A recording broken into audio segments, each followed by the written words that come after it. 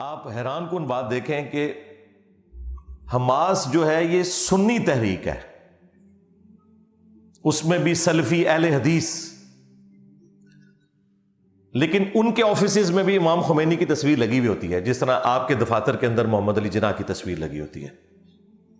دوسری طرف حزب اللہ جو شیعہ تحریک ہے، وہ بھی اسرائیل کے خلاف لڑ رہی ہے، اس نے بھی حماس کی سپورٹ کر دی ہے اس مسئلے میں۔ یعنی وہاں پر آگ اور پانی کا ملاپ ہے، کیونکہ دشمن کامن ہے، کدھر اہل حدیث سنی اور کہاں پہ شیعہ، اور اسرائیل دشمنی میں دونوں اکٹھے ہیں۔ تو امام خمینی نے چونکہ اسے یوم قدس ڈکلیئر کیا تھا، تو وہ ہر دفعہ جمعۃ الوداع کے دن ظاہر بیت المقدس کے اندر بھی اسے منایا جاتا ہے، مسجد اقصیٰ میں، مسجد ایلیا بھی اسے کہا جاتا ہے، بیت المقدس بھی ہم کہتے ہیں، یروشلم اس سٹی کا نام ہے۔ یہ لفظ ہے بیت المقدس، بیت المقدس لفظ نہیں ہے، یہ بیت المقدس اس کی ٹرو پروننسیشن ہے۔ تو اسی دوران اسرائیلی فوج جو ہے وہ گھس گئی مسجد اقصیٰ کے اندر، اور آپ کو پتہ ہے بے حرمتی انہوں نے کی۔ تو اس وقت میں نے 1.5 گھنٹے کی ایک ویڈیو ریکارڈ کروائی تھی بیت المقدس اور مسئلہ فلسطین سے متعلق جوابی بیانیہ۔ وہ کافی تفصیلی ویڈیو ہے، وہ میں آج دوبارہ سے ریپیٹ نہیں کر سکتا۔ تمام بڑی گلٹی فیل کرتی ہے کہ جی اب ہمیں جہاد کرنا چاہیے یا نہیں کرنا چاہیے۔ آپ جہاد کیا کر سکتے ہیں؟ 9 مئی کے بعد آپ نے دیکھ لیا کہ آپ کے اندر کتنی تاڑ ہے، چھڑ دو گلا۔ جہاد کوئی نہیں کر سکتا، یہ ساری زبانی کلامی بات ہے، اور نہ یہ آپ کے کرنے کا کام ہے، جہاد فوج کے کرنے کا کام ہے۔ سیدنا عمر فاروق رضی اللہ تعالیٰ عنہ وعلیہ السلام نے جب اپنے دور خلافت کے اندر فوج کو ایز این انسٹیٹیوشن بنا دیا، پولیس کو الگ سے ایک محکمہ بنایا، تو کوفے کو فوجی چھاونی ڈکلیئر کیا، کیونکہ رومنز اور پرشینز کے آلموسٹ آپ سمجھ لیں ایک سینٹرل پوائنٹ اس حوالے سے بن جاتا تھا۔ پرشین امپائر گرنے کے بعد کوفہ تو عراق کے اندر ہی بنا، رومن امپائر چونکہ دور پڑتی تھی مدینے سے اور دارالخلافہ مدینہ تھا، تو انہوں نے کوفے کو فوجی چھاونی ڈکلیئر کیا، تاکہ اگر رومن امپائر جو بچی کچی ہے اس کی طرف سے کبھی حملہ ہو تو ہمیں ان کو کاؤنٹر کرنے کے لیے مدینے سے فوج نہ بھیجنی پڑے۔ کوفے ہی کو انہوں نے ایک سینٹرل سٹی کے طور پر ڈکلیئر کیا، فوجی چھاونی کے طور پر، اور اسی لیے بعد میں سیدنا علی نے بھی دارالخلافہ شفٹ کر لیا تھا مدینہ شریف سے کوفہ۔ تو جب وہ فوج بن گئی، اس کے بعد آپ کو کبھی نہیں ملے گا کہ سیدنا عمر کسی جنگ میں یا سینئر اصحاب کسی جنگ کے اندر بنفس نفیس خود شریک ہوئے ہوں۔ فوج بن گئی تھی، بس فوج جاتی تھی، یہ لوگ مدینہ شریف میں بیٹھتے تھے، ٹھیک ہے، یہاں سے لوگوں کو بھرتی کر کے بھیجا جاتا تھا، لیکن سارے مسلمان جہاد اور قتال نہیں کرتے تھے، نہ یہ پاسبل ہے۔ اور آج کے دور میں جب کہ امپائرز بھی ختم ہو چکی ہیں، کنٹریز بن چکے ہیں، اور ہر ملک کی الگ سے فوج ہے، عدلیہ کا نظام ہے، پولیٹیکل جماعتیں ہیں، تو اب تو بالکل کوئی سوچ ہی نہیں سکتا کہ وہ پیرلل میں کوئی جہادی تنظیم بنا کے تو اس قسم کی ایکٹیویٹی پرفارم کرے، کیونکہ آج کے دور میں جنگ لڑنے کے لیے بڑا ہیوی بجٹ آپ کو چاہیے اور لیٹسٹ اکوپمنٹس چاہیے۔ سلطان رائی کی طرح بیلچے کے اوپر گولی نہیں روکی جا سکتی، لہٰذا یہ کہانیاں کروانی بند کریں۔ آپ کے پڑوسی ملک میں بھی جو کچھ ہوا، لوگ اسے کبھی معجزہ بنا کے پیش کرتے ہیں۔ بھائی معجزہ کیا، بس امریکہ نے ڈیسائیڈ کر لیا تھا کہ اس نے جانا ہے، چلا گیا، لیکن چھوڑا ان کا بھی کچھ نہیں بیچاروں کا 20 سال کے اندر۔ اور اب یہ جو نئی پالیسیز کے بعد آپ کو پتہ چل گیا کہ افغانستان کی پوری اکانومی چوری کے پیسے کے اوپر چل رہی تھی۔ یہ وہ ہیں جن کو آپ کہتے ہیں یادگار اسلاف اور صحابہ کرام کی یاد طالبان تازہ کر رہے ہیں، چوری کے پیسے کے اوپر، چوری کے ڈالرز کے اوپر اکانومی چل رہی ہے۔ 10 بلین ڈالرز کی ان کی ٹوٹل امپورٹس ہیں، اور ایکسپورٹ صرف 1.5 سے 2 بلین ڈالر ہیں۔ اوپر کے جو 8 ارب ڈالر، ظاہر ہے وہاں پہ تو کوئی وہ تسبیح پڑھ کے تو نہیں بناتے، وہ سارے کا سارا چوری کا پیسہ جو یہاں سے جاتا تھا۔ اب وہ ذرا ڈکا لگا تو آپ دیکھیں ڈالر آپ کا 300 7 روپے سے گرتے ہوئے آ کے 280 کے قریب پہنچ چکا ہے، اور اب وہاں پہ بھی آپ دیکھ رہے ہیں کس طرح ان کی چیخیں نکل رہی ہیں۔ تو یہ سارے کا سارا کام، میرا یہ جو دعویٰ ہے نا کہ پاکستان میں بھی 100% جو مدارس ہیں حرام کے پیسے کے اوپر چل رہے ہیں۔ پیسہ 100% حرام کا نہیں، حلال کا بھی ہے، لیکن میجورٹی حرام کا ہے، کیونکہ جو سیٹ ان کو پیسے دیتے ہیں نا وہ ٹیکس چور ہیں، سارے چوری کا مال بیچتے ہیں، گورنمنٹ سے ٹیکس چوری کرتے ہیں، چوری کے میٹر لگائے ہوئے ہیں اور اس کے اوپر فیکٹریاں چلا رہے ہیں، پورے پورے ٹرانسفارمر لگائے ہوئے ہیں۔ اس میں کیا داڑھی والا کیا بغیر داڑھی والا، سب کے سب شریک ہے، جیڑا کٹو گے وہی لال ہے۔ تو یہ سارے کا سارا نظام اس طریقے سے چل رہا تھا۔ اب دنیا میں اکانومی ایک مین چیز ہے، اس کے بغیر آپ جنگیں نہیں لڑ سکتے صرف جذبات کی بنیاد کے اوپر، یہ آپ کو کہانیاں کرواتے ہیں۔ اچھا، یہ ساری باتیں میں کوئی آپ کو بزدل بنانے کے لیے نہیں کر رہا۔ جس شخص کے اوپر خود 5 دفعہ مرڈر اٹیمپٹ ہو چکی ہے، اسے زندگی کے ساتھ کتنا پیار ہو سکتا ہے؟ تو میری تو کوئی چیز ٹیک پہ نہیں لگی ہوئی ہے اس حوالے سے، لیکن میں ایک ٹروتھ لور ہوں، آپ کو سچی بات بتاؤں گا کہ بھائی معاملے کو کس طرح لے کے چلنا ہے۔ رہ گئی عوام الناس، اس کا کام بس اتنا ہی ہے کہ وہ ایمانداری کے ساتھ اپنے ٹیکسز دے جو ہم دے رہے ہیں۔ ظاہر ہے اکثر یہاں پہ یہ بھی بات ہوتی ہے کہ پاکستانی قوم ٹیکس نہیں دیتی، یہاں کا اشرافیہ ٹیکس نہیں دیتا۔ عوام الناس تو بیچاری صابن کی ٹکیا کے اوپر بھی ٹیکس دے رہی ہے، اپنے موٹر بائک کے اندر 1 لیٹر پیٹرول جو ڈلواتی ہے اس میں آدھا وہ ٹیکس دے رہی ہوتی ہے۔ اور یہ سارے کے سارے ٹیکسز ہم کس لیے دے رہے ہوتے ہیں؟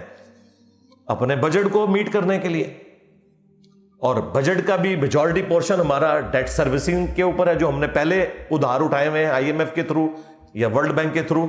اور وہ ادھار ہم نے کیوں اٹھائے تھے؟ اپنی فوجی ضروریات کو پوری کرنے کے لیے، اور آج ہم اسی ایک سرکل میں پھنس چکے ہیں۔ تو یہ ہم نے اپنا جو اتنا اسٹرانگ ڈیفنس رکھا ہوا ہے، اس کے بعد ہم عہدہ برا ہیں میرے بھائی۔ ہاں، اب اگر کہیں پر کوئی ظلم ہوتا ہے اور اس کے خلاف پاکستان کی حکومت یا اسٹیبلشمنٹ آواز نہیں اٹھاتی، یہ اللہ کے حضور مجرم ہے، ہمارا کوئی لینا دینا نہیں ہے، کیونکہ ہم نے اپنا حق ادا کر دیا۔ جب جنگ ہوتی ہے نا تو فرنٹ کے اوپر فوجی لڑتا ہے، پیچھے سے اسے جو لوگ کھانا پرووائڈ کرتے ہیں وہ بھی جہاد میں شریک ہوتے ہیں، اس سے پیچھے جو لوگ کھانے کے لیے ریسورسز پرووائڈ کرتے ہیں یعنی ہم بھی جہاد میں شریک ہیں۔ ہر بندے کی اپنی ڈیوٹی ہے۔ اب جنرل کو کوئی یہ نہیں کہہ سکتا کہ تم فرنٹ کے محاذ پہ جا کے تو کلاشنکوف اٹھا کے لڑنا شروع کر دو، اس کا یہ کام نہیں ہے۔ اس کا کام ہے تسلی سے ایک ایئر کنڈیشن والے کمرے میں بیٹھے، سکرین پہ سب کچھ چیزیں آبزرو کرے، اور وہاں وہ ایک کول مائنڈ ہو کے ڈیسیژن کرے کہ اس وقت کون سی چیز کرنے کی ضرورت ہے، کہاں پہ ریٹریٹ کرنے کی ضرورت ہے، کہاں پہ ہم نے اٹیک کرنا ہے۔ یہ ساری چیزیں وہ ایک پیس آف مائنڈ کے ساتھ کرے، اس کا یہ کام ہے۔ اسے کوئی نہیں گلا کرے گا کہ آگے جا کے لڑے۔ اس طرح وہ جنرل بھی عوام الناس کو گلا نہیں کر سکتا کہ آپ نے ٹینکوں کے آگے جا کے لیٹنا ہے۔ یہ کوئی نیکی کا کام نہیں جو آپ کر رہے ہیں۔ ہم نے کیوں لیٹنا ہے جا کے؟ بھائی ہم نے نہیں لیٹنا، ہم نے پیسے دیے، اپنے بچے دیے۔ آپ جس سرزمین جیل میں بیٹھے ہوئے ہیں، ادھر تو میجورٹی لوگ فوج کے اندر ہیں، بچے چلے گئے، پیسے دے رہے ہیں، بجٹ دے رہے ہیں۔ اب یہ ہمارے بڑوں کا دیکھنے کا کام ہے، ہمارا کام صرف اپنی ویڈیوز کے ذریعے ان چیزوں کو ہائی لائٹ کرنا ہے، دیٹس آل۔ یہاں بیٹھ کے کڑ کڑ کے مرنا نہیں ہے آپ نے کہ پتہ نہیں ادھر کیا ہو گیا۔ اور یہ بھی یاد رکھیں، اسلام کی تو تعلیمات یہ ہیں کہ دنیا میں آپ نے ظلم کے خلاف آواز اٹھانی ہے، خواہ کسی نان مسلم کے اوپر بھی ظلم ہوتا ہو، اس چیز سے بھی آپ باہر نکلیں۔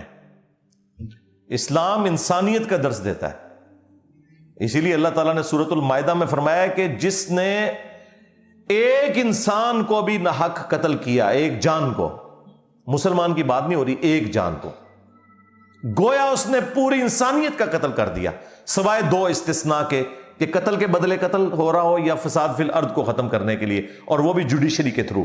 ایکسٹرا جوڈیشل ایکٹیویٹی آپ پرفارم نہیں کر سکتے، نہ کوئی ریاستی ادارہ کر سکتا ہے، نہ کوئی مذہبی جماعت کر سکتی ہے۔ تو ایک جان کا قتل پوری انسانیت کا قتل، اور جس نے ایک جان کو بچایا گویا اس نے پوری انسانیت کو بچا لیا۔ پوری انسانیت کی بات ہو رہی ہے، حتیٰ کہ صحیح بخاری میں حدیث ہے، جس شخص نے ایک کافر کو بھی نہ حق قتل کیا جو کسی مسلمان ملک میں ٹیکس پے کر کے رہ رہا تھا جزیہ دے کر، وہ شخص جنت کی خوشبو بھی نہیں پائے گا. یعنی مسلمان جنت میں تو جانا دور کی بات، جنت کی خوشبو بھی نہیں پائے گا. اور اس بخاری کی حدیث میں الفاظ ہیں کہ جنت کی خوشبو 40 سال کی مسافت سے آ رہی ہوگی، لیکن جس نے ایک کافر کو بھی نہ حق قتل کیا وہ جنت میں تو جانا دور کی بات، جنت کی خوشبو بھی نہیں پائے گا. آپ جڑا والا میں جو مرضی کرتے رہے، آپ کو کون پوچھنے والا ہے؟ آپ سری لنکن کو مار دیں، آپ کو کون پوچھنے والا ہے؟ اس لیے کہ آپ کا اسلام سے کوئی تعلق نہیں ہے، آپ تو بابوں کے دین کو لے کے جا رہے ہیں. تو ان ساری خرافات کے بعد اگر میں یہ سلوگن بلند کروں کہ مرنے سے پہلے اے مسلمان کر لیں اس پہ غور، کتابوں کا خدا اور ہے، بابوں کا خدا اور، کتابوں کا دین اور ہے، بابوں کا دین اور، کتابوں کا پیمبر اور ہے، بابوں کا پیمبر اور. تو میں جسٹیفائی ہوں کہ تم لوگ صرف اللہ رسول کا نام لینے والے ہو عز و جل و صلی اللہ علیہ وآلہ وسلم، تعلیمات تم نے نہیں مانی قرآن و سنت کی، گویا کہ تم پھر کسی اور خدا کے ہی ماننے والے ہو. اگرچہ خدا سب کا ایک ہے، خواہ مسلمان ہو، جیوز ہوں، کرسچنز ہوں، ہندو ہوں، سب ایک ہی خدا میں بلیو کرنے والے ہیں. لیکن پریکٹیکلی تعلیمات کے اعتبار سے تو گویا کہ تمہارا خدا، تمہارا دین، تمہارا پیغمبر کوئی اور ہے، کیونکہ دین کی تعلیمات سے تم لوگ 180 ڈگری چل رہے ہو. تو یہ جو ایکٹیویٹی پرفارم ہوئی ہے فلسطین کے حوالے سے، تو چونکہ اس میں اگر آپ ایک براڈر پکچر میں دیکھیں گے تو ظاہر ہے کہ ظالم تو اسرائیل ہے. ہاں اگر آپ ایک شارٹ ٹرم دیکھیں تو اس وقت انیشیٹو لیا ہے حماس نے، اور اس میں یہ چیز بھی خیال رکھنی چاہیے کہ جو ایک عام یہودی ہے، ایک عام اسرائیلی ہے، ایک عام فلسطینی ہے، اس کے ساتھ کوئی قتل و غارت والا معاملہ نہیں ہونا چاہیے. اسرائیل میں بھی آلموسٹ 45% لوگ جو ہیں وہ سیکولر ذہنیت کے لوگ ہیں، جن کے لیے مذہب کوئی اہمیت نہیں رکھتا، ممی ڈیڈی قسم کے لوگ. یا تو لوگ ایسا سمجھتے ہیں کہ سارے اسرائیلی جو کٹر قسم کے یہودی ہوں گے، نہیں، انہیں کہنے جتنے کہ تسی کٹر ہو، جننے کہ تسی نمازاں پڑھ دو. لیکن اس وقت بدقسمتی ہے کہ 55% جو یہودی جو پریکٹسنگ ہے ان کی حکومت ہے، اور یہ جو ان کا اس وقت پرائم منسٹر ہے نیتن یاہو، یہ تو بڑا ایک اسٹرانج قسم کا ایک یہودی ہے، اور اس نے دیکھیں اسرائیل کی طرف سے جنگ ڈکلیئر کر دی ہے، اور انہوں نے کہا کہ اب ہم یہ جو تھوڑا سا حصہ بچ گیا یہ بھی لے لیں گے. اب مجھے نہیں لگتا کہ اسرائیل پیچھے ہٹے گا. ہاں یہ اب کسی ایک بڑے معاملے کی طرف ہی بات جانے والی ہے، کیونکہ اب انہوں نے ڈیسائیڈ کر لیا کہ وہ ایک چھوٹی سی جو غزہ کی پٹی رہ گئی تھی نا، جس کے ایک طرف میڈیٹرینین سی آتا ہے، ایک طرف ایجپٹ ہے، اور باقی دو طرف اسرائیل نے ایک باڑ بنائی ہوئی ہے، اور ایک سمجھ لے ایک جیل خانہ ہی ہے اتنا بڑا جہاں 20 لاکھ کے قریب مسلمان رہتے ہیں، اور ان کی حالت بھی اتنی ناگفتہ بے ہے کہ آپ سوچ نہیں سکتے، پینے کا پانی بھی ان کے پاس اویلیبل نہیں ہے. یعنی آپ کو لگے گا وہ 1000 سال پرانے کو رہنے والے لوگ ہیں، جس طرح کی ان کی زندگی بچاروں کی مشکل ہے. تو اب اس صورتحال کے اندر معاملات ظاہر ہے اس سے آگے کی طرف جائیں گے، صورتحال بگڑے گی. اللہ تعالیٰ مسلمانوں کا پرسان حال ہو. ہم تو دعائی کر سکتے ہیں یہاں بیٹھے ہوئے، اور اپنے بڑوں کو صرف پرابلمس کو ہائی لائٹ کر سکتے ہیں کہ آپ انٹرنیشنل میڈیا میں آواز اٹھائیں اس حوالے سے، اور اس معاملے کو سالو کرنے کی کوشش کریں.